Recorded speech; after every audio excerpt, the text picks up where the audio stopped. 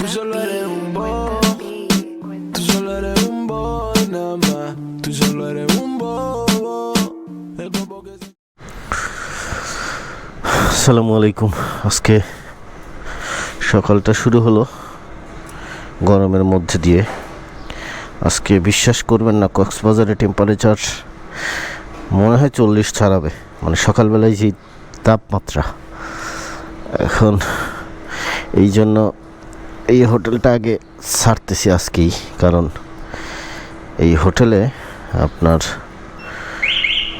AC নাই, ভাড়া কম, মাত্র 1500 টাকা ছিল। দিগন্ত অ্যাপার্টমেন্ট, হোটেলের পার্কিংয়ে গাড়ি পার্ক করছি কালকে, সারা রাত শুধু বাজছে, মানে এমন জায়গায় রাখা হয়েছে ওইখান থেকে মানুষ যাওয়ার সময় একটু হাত দেয়, দিলেই প্যাপু প্যাপু শব্দ।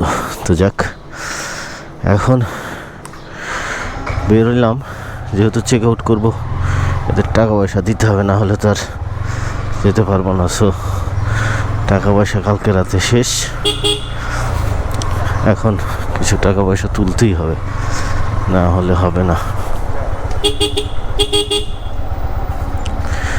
এই জন্য কালকে রাতে চেষ্টা করছি অনেকবার ব্র্যাকের বুথ থেকে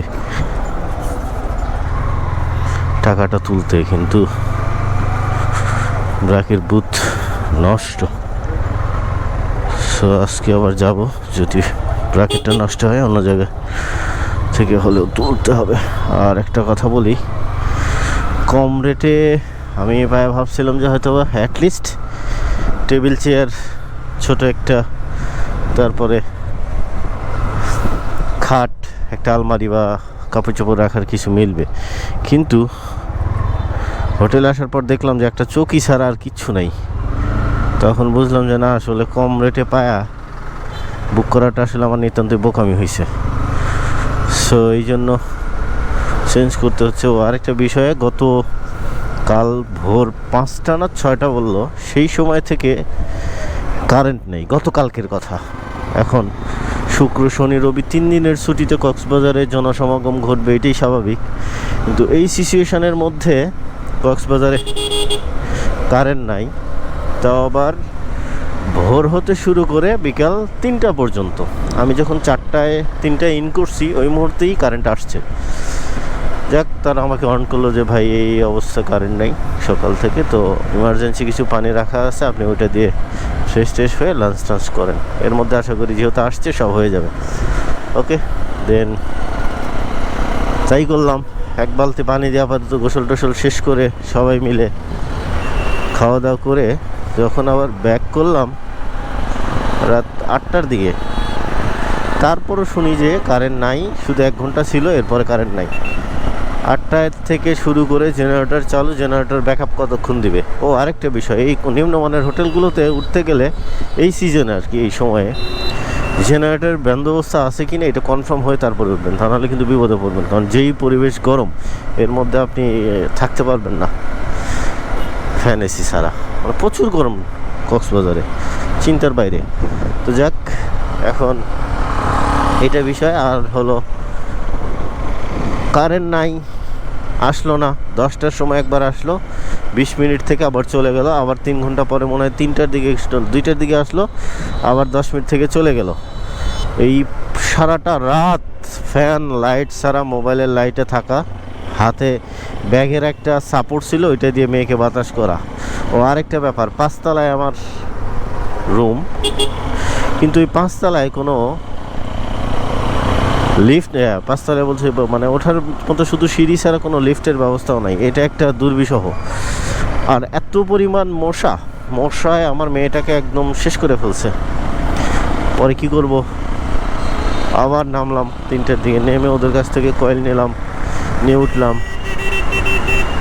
তারপরেও একটা কয়েল শেষ হয়ে গেল 4টার দিকে, আবার নামলাম, আবার কয়েল নিলাম। মানে কি একটা বিধিখিস্ত অবস্থা।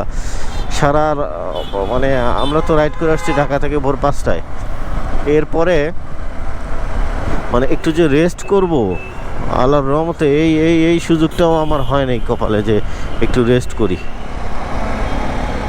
মানে এত বাজে অবস্থায়, মশা, বিদ্যুৎ, মানে একদম শেষ করে ফেলছে।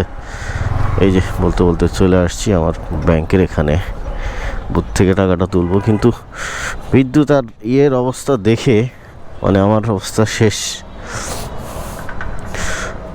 আঙ্কেল, উঠানো যাবে?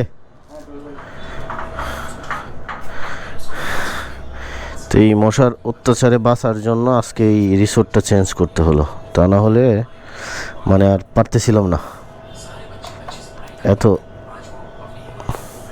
সরি, মাথা ঠিক নাই, মানে এত ঝামেলার মধ্যে আছি তো, সারা রাত ঘুম হয় নাই এই মশার বিদ্যুতের অত্যাচার। আর কক্সবাজারের মতো এরকম একটা পর্যটন এলাকায় যদি কারেন্ট না থাকে, কি কাকা, কারেন্ট তো আসলে সেই সকালে, সারা রাত কি করছি বলুন তো, একদম কঠিন অবস্থা।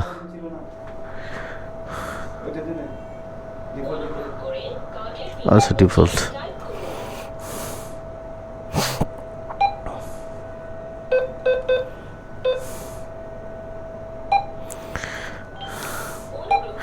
প্রচুর কষ্ট হয়েছে কালকে রাতে, সারাটা রাত কারেন্ট নাই।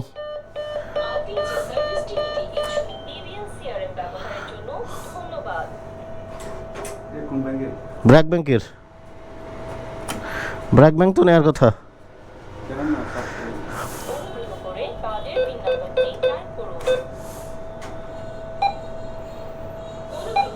এবার নিবে।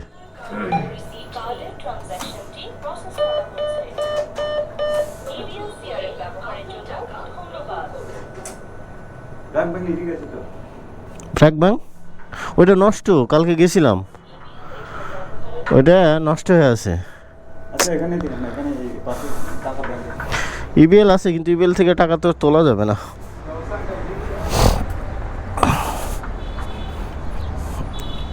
ঢাকা ব্যাংক রিসিভ করে কি না ব্র্যাক ব্যাংকের কার্ড। ইবিএল এর কার্ড আছে, কিন্তু ইবিএল কার্ডটা ইউজ করবো না, কারণ এখানে ফান্ডটা একদম একটা রাউন্ড ফিগার আছে, ওইটা সরালো আবার ঝামেলা, এই জন্য।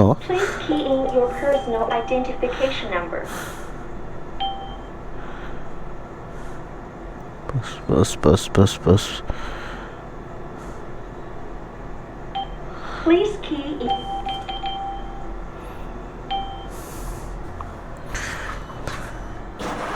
গুড, ঢাকা ব্যাংক থেকে দিয়ে দিছে ব্র্যাক ব্যাংকের কার্ডে। চার্জ কত কাটা আল্লাহ জানা। যেটা বলতেছিলাম, তো কালকে রাতের যেই করুণ অবস্থা, আসলে এটা দেখার পরে আর পারতেছি না যে ওই রিসোর্টে থাকতে। এই জন্য দ্রুত সকালবেলা ওদেরকে বলছি, ভাই আমি আর পারবো না, দয়া করে আমাদের আজকের মধ্যে টাকা পয়সা নিয়ে ছাড়েন। পরে বলছে ঠিক আছে ভাই, সমস্যা নেই, যেহেতু আমরা সাপোর্ট দিতে পারি। এর আগে আসছিলাম শীতের সময়, এই সময় ঝামেলা ছিল না, অনেক ভালো ছিল, তাদের ব্যবস্থা ভালো। দেখেন কি রোদ, মানে মানুষের জীবনের হাসফাস অবস্থা।